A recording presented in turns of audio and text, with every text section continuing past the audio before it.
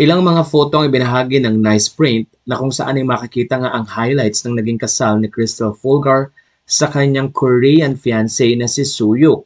Doon ay makikita na napakaganda ni Cristel at talaga namang dream come true para sa kanya. 30 years old na si Cristel kaya naman ready na rin siyang magkaroon at bumuo ng family.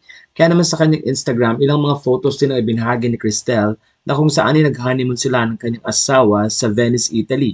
Ayon pa kay Cristel, dream come true ang pangyayaring ito dahil 10 years ago ay ipinangako niya sa kanyang sarili na pupuntahan niya ang romantic place kasama ang kanyang husband sa Italy. Narito ang caption ni Cristel.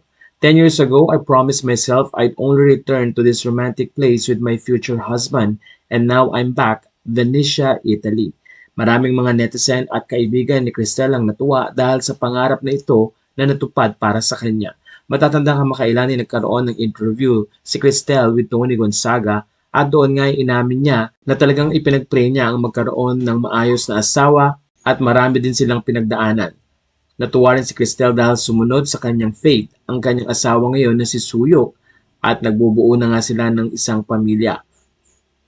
Aminado din si Cristel na hindi naging madali sa kanya ang transition ng buhay from being an actress to a full-time vlogger, pero dahil sinusuportahan ng mga netizen at followers ang kanyang story, natutuwa si Cristel dahil naibabahagi niya ang mga bagay na dapat niyang ibahagi tungkol sa kanyang buhay, lalo na kung paano nagsimula ang pagkahilig niya at pagmamahal niya sa kultura ng Korea.